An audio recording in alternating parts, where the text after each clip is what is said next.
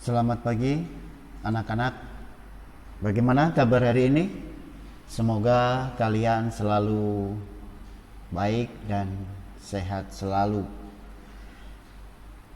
Pada pagi hari ini kita akan memulai pelajaran pertama kita, Pendidikan Agama Katolik di kelas 2. Namun sebelumnya kita akan membuka pelajaran kita dengan berdoa terlebih dahulu.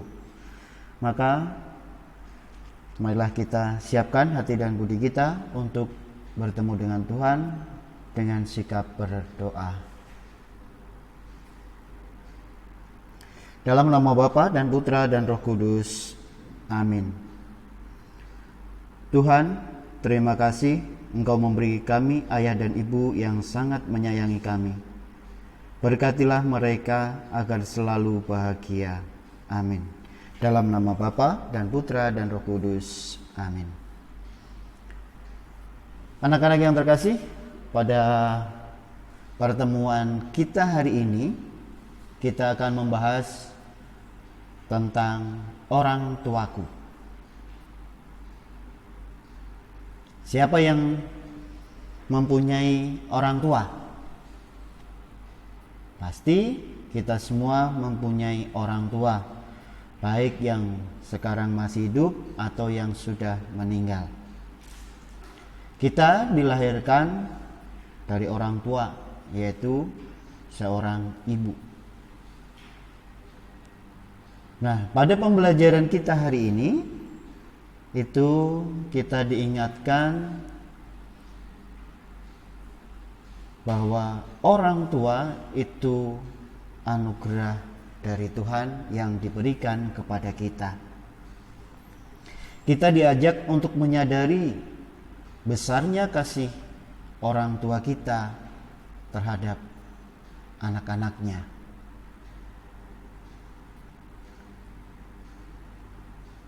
Lalu dalam pelajaran ini kita juga diajak untuk menghormati orang tua kita.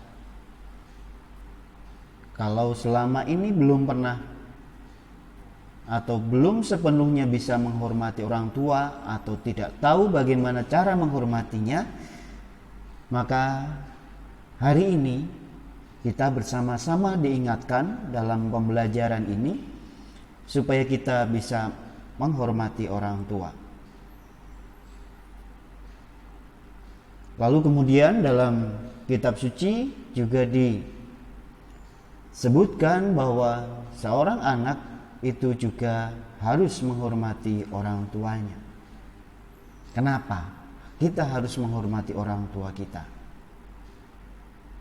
Jadi anak-anak yang terkasih,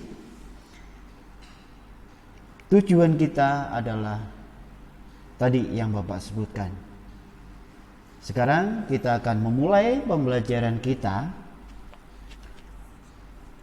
Namun sebelum masuk ke materi, Bapak ada sebuah video. Kalian dengarkan, kalian perhatikan. Video ini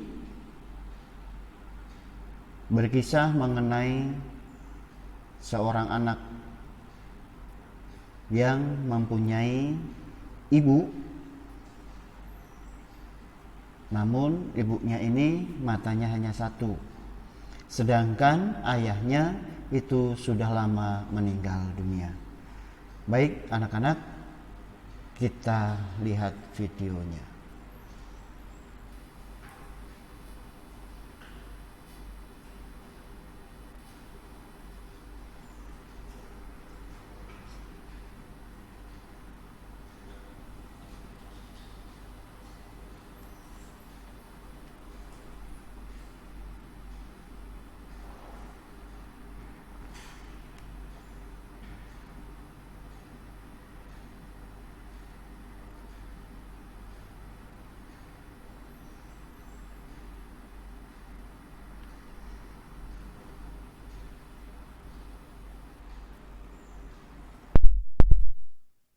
Lemparkan pandangan kebencian padanya dan bergegas pergi. Besoknya di sekolah, seorang teman baikku berkata, "Ibumu hanya punya satu mata, apa kamu nggak malu? Ingin ku kubur saja rasanya diri ini, dan ku ingin ibuku segera menghilang dari kehidupanku.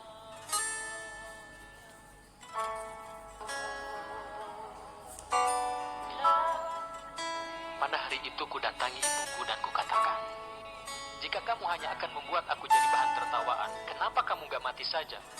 Ibuku tidak meresponnya, hanya berusaha menyembunyikan raut kesedihan di mukanya. Aku bahkan tidak sadar dengan apa yang telah kukatakan, karena aku penuh dengan kemarahan. Aku tidak menghiraukan perasaan ibuku. Aku ingin keluar dari rumah itu secepat mungkin. Lalu, aku belajar sekeras mungkin dan mendapat kesempatan belajar keluar kota. Lalu menikah dan membeli rumahku sendiri. Aku memiliki anak-anak yang lucu. Aku bahagia dengan kehidupanku sendiri. Aku tidak pernah menghubungi ibuku lagi. Sampai suatu hari, ibuku datang mengunjungiku.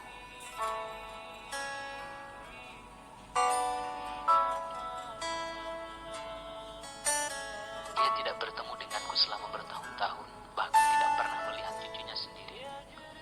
Ketika dia berdiri di pintu, anak bungsuku ketakutan dan berlari menjauh. Aku juga tidak pernah cerita kepada anakku tentang neneknya.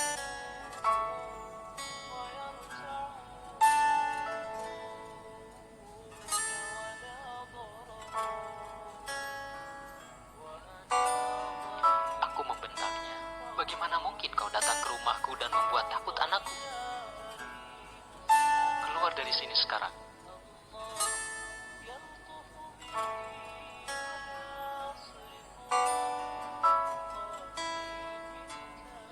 Apalagi yang kau mau, ibu tua? Aku tidak punya ibu yang bijak seperti Anda. Tolong, pergi dari sini. Dan waktu itu ibuku hanya berkata dengan perlahan, maafkan saya, mungkin saya mendatangi alamat yang salah. Lalu pergi dan menghilang dari pandanganku. Suatu hari sebuah surat dari kampung datang ke rumahku. Surat ini dikirim oleh tetanggaku.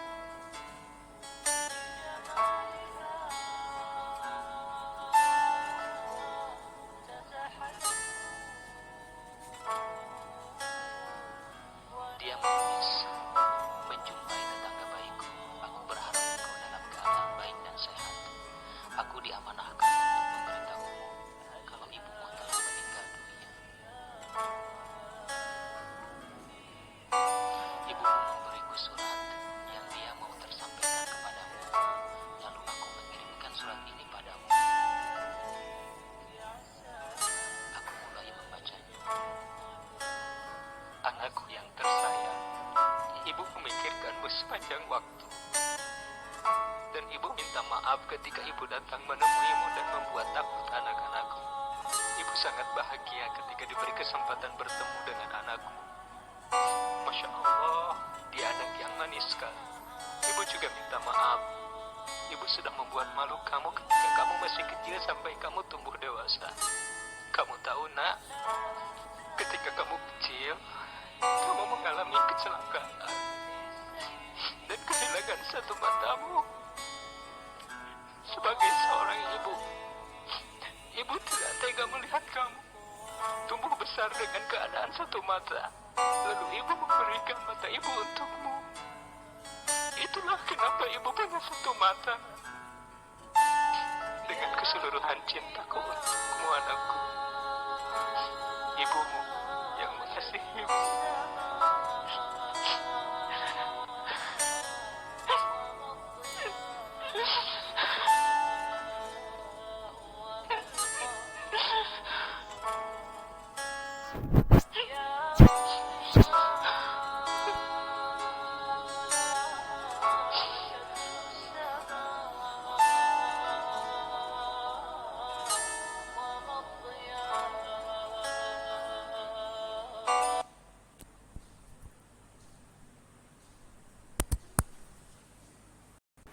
Baik, anak-anak yang terkasih, itu tadi cerita mengenai ibuku bermata satu.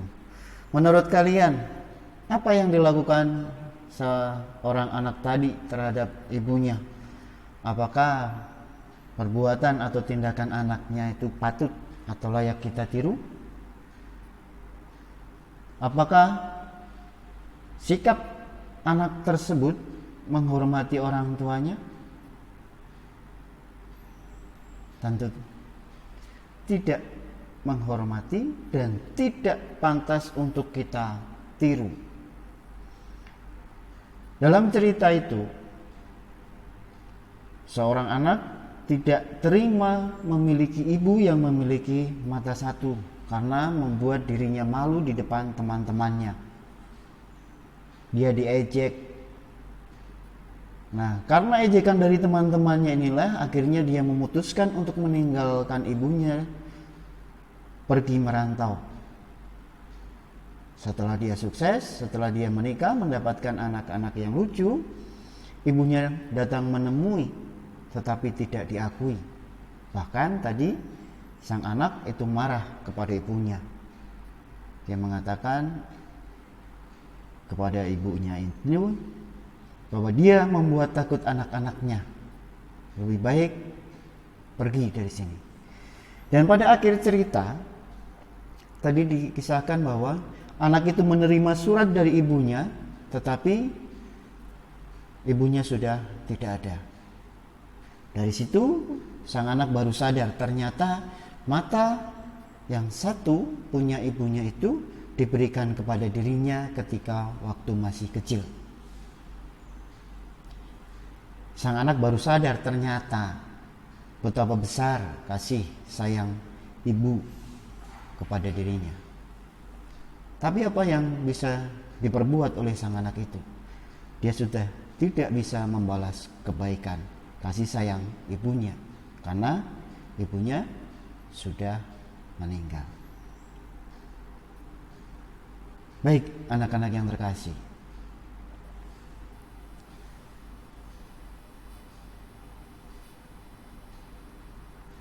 orang tua itu merupakan wakil Allah di dunia. Kenapa dikatakan wakil Allah di dunia? Karena orang tua itu nyata, ada wujudnya kan, tidak abstrak.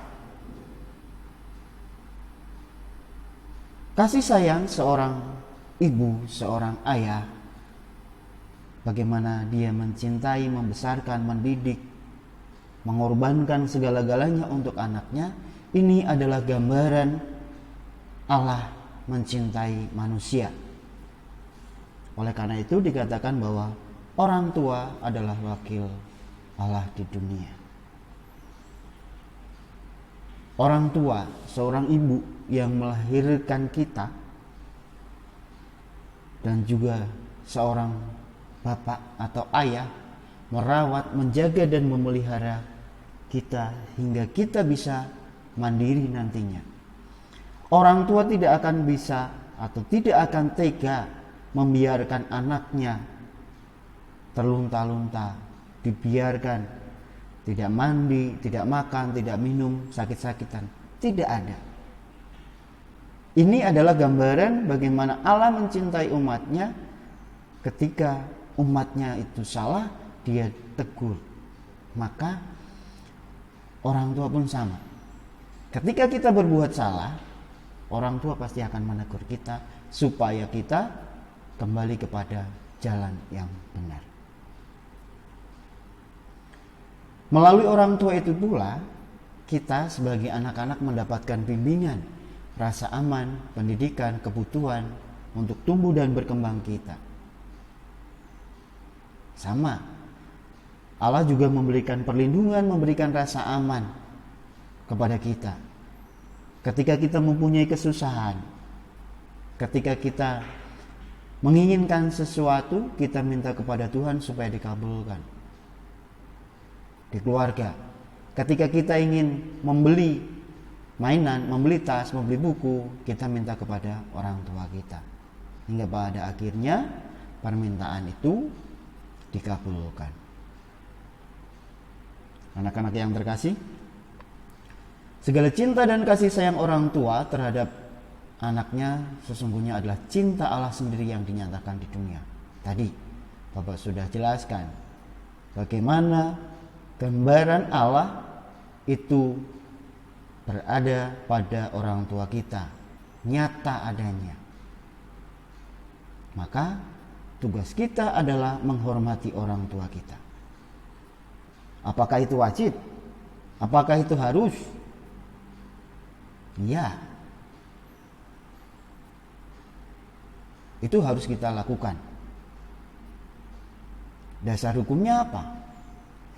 Kenapa orang selalu mengatakan bahwa orang tua itu harus selalu dihormati? Kenapa tidak anak-anak sih? Baik, kita akan lihat kenapa sih kita harus menghormati orang tua kita. Kita lihat dari kitab suci, kitab Keluaran. Kalau di buku kalian, buku Pelangi, itu halaman 9. 10 firman atau perintah Allah. Kalian baca di halaman 9 sampai halaman 10, itu bacaan kitab sucinya.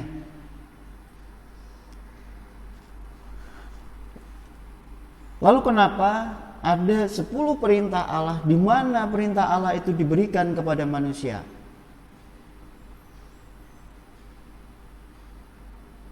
Ceritanya adalah ketika bangsa Israel keluar dari Mesir dan banyak orang yang tidak taat kepada Allah, maka ketika mereka kembali dari Mesir sampai di kaki Gunung Sinai, Musa naik ke atas. Di sana Musa menerima 2 loh batu yang berisi firman Allah. Itu yang ada dalam bacaan kitab suci itu. Nah, ketika Musa sudah menerima firman Allah itu, dia membacakan kepada umat Israel supaya mereka hidupnya benar sampai nanti kepada tanah yang dijanjikan oleh Allah mereka tetap selamat. Jadi Musa menerima 10 perintah Allah atau 10 firman Allah itu di Gunung Sinai. Anak-anak yang terkasih, sekali lagi Bapak ingatkan, Bapak mau sampaikan bahwa perintah Allah Katolik dengan 10 perintah Allah Kristen itu berbeda ya. Jadi Bapak akan menggunakan yang ajaran iman Katolik. Kalau di ajaran iman Katolik atau gereja, perintah yang keempat adalah hormatilah ibu bapakmu. Kalau dalam bacaan kitab suci atau teman-teman kita yang Kristen itu menyebutnya atau pengungkapan kalimatnya adalah hormatilah ayahmu dan ibumu supaya lanjut umurmu di tanah yang diberikan Tuhan Allahmu kepadamu. Jadi ada perbedaannya ya anak-anak. Nah, ini yang menjadi dasar kita kenapa kita harus menghormati orang tua kita. Kenapa? Supaya lanjut umurmu di tanah yang diberikan Tuhan Allahmu. Jadi kalau kalian mau selamat, mau umurnya panjang, itu harus menghormati orang tua kita. Jelas ya anak-anak? Jadi kenapa selalu bertanya, kenapa sih selalu orang tua yang harus dihormati? Sekarang jawabannya sudah jelas. Allah memerintahkan kita supaya kita menghormati ayah dan ibu atau papa dan mama supaya lanjut umur.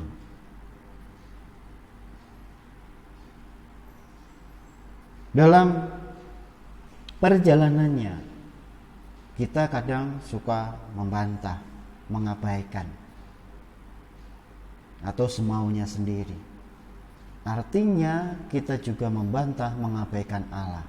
Ingat bahwa Orang tua itu adalah wakil Allah, wakil Tuhan. Nah, jadi mulai sekarang ya anak-anak, kalian ingat, ketika kalian membantah orang tua, berbohong kepada orang tua, itu artinya juga kalian berbohong kepada Tuhan, membantah kepada Tuhan. Jadi anak-anak yang terkasih, pada pelajaran ini Bapak sudah mau mengambil kesimpulannya bahwa Tuhan Allah itu tidak akan membiarkan umatnya berantakan, tidak akan membiarkan orang tua kita kesusahan. Maka Allah memberkati usaha orang tua kita mencari nafkah, mendidik, dan melindungi. Jadi kita dalam menghormati orang tua, caranya adalah dengan rajin belajar, melaksanakan tugas, menaati nasihat. Nah, yang penting ini anak-anak, kita juga harus mendoakan orang tua kita. Jangan kita yang selalu minta doa dari orang tua. Kita mendoakan supaya orang tua kita sehat, pekerjaan orang tua kita lancar, usaha orang tua kita lancar. Nah, jadi ini suatu bukti, suatu tanda bahwa kita sebagai anak itu kita menghormati orang tua kita. Jadi jelas bahwa kita sebagai anak dituntut, diwajibkan untuk selalu menghormati orang tua kita.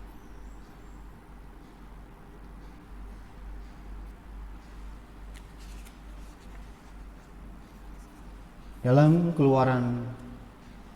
kitab Keluaran bab 20 ayat 1 sampai 17 tadi, ini menjadi pedoman kita bahwa kita diharapkan, diwajibkan untuk selalu berbuat baik. Kita hari ini mengenal 10 perintah Allah, yaitu perintah keempat, hormatilah ibu bapakmu. Jadi anak-anak yang terkasih, untuk tugas hari ini itu kalian lihat di buku Pelangi halaman 11.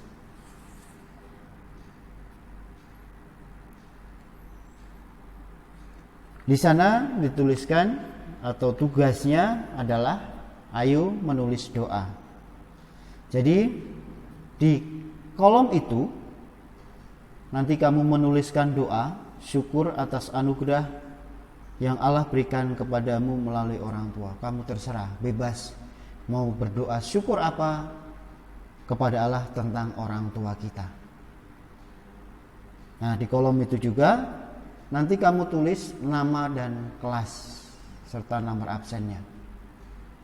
Jadi nanti Bapak akan ketahuan kamu namanya siapa, lalu kelas berapa.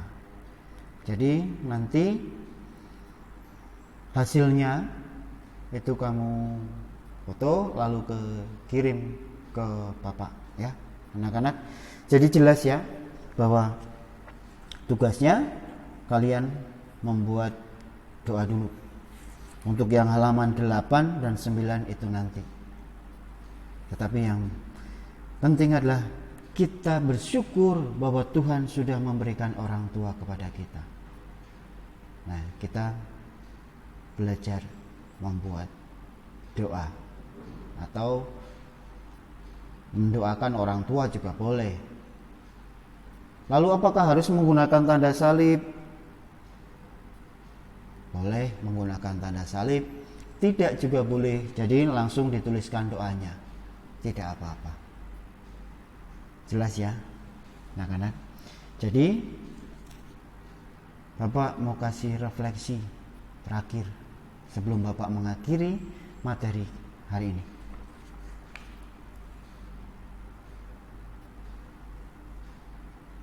Bagaimana sikap perilaku kita terhadap orang tua? Sudah menyenangkan hati orang tua kita apa belum? Apakah kita yang selalu menuntut kebaikan dari orang tua?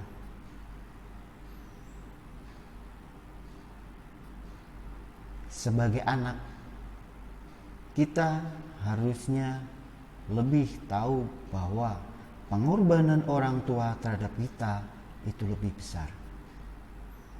Maka tugas kita adalah menghormati mereka. Menghormati orang tua itu Allah katakan dalam firman-Nya yang diberikan kepada Musa, yaitu perintah keempat, supaya kita menghormati ayah dan ibu supaya lanjut umurnya. Baik, anak-anak yang terkasih, pertemuan kita sudah selesai untuk hari ini. Dan jangan lupa kalian mengerjakan, nanti dikumpulkannya hari ini juga, karena tugasnya hanya sedikit, karena waktunya itu 1 jam dan ini masih ada sekitar 30 menit. Jadi kalian bisa mengerjakan lalu bisa kirim ke Bapak. Namun sebelum kita tutup pelajaran kita akan berdoa terlebih dahulu. Dalam nama Bapa dan Putra dan Roh Kudus. Amin. Tuhan Yesus yang baik, jagalah ayah dan ibuku agar mereka selalu sehat dan selalu menyayangi kami. Amin. Dalam nama Bapa dan Putra dan Roh Kudus. Amin. Baik anak-anak, terima kasih. Tetap semangat dan jangan lupa untuk selalu berdoa kepada Tuhan supaya kalian tetap sehat. Dan Bapak juga mengingatkan selalu jaga kesehatan, cuci tangan menggunakan sabun di air mengalir. Tuhan memberkati.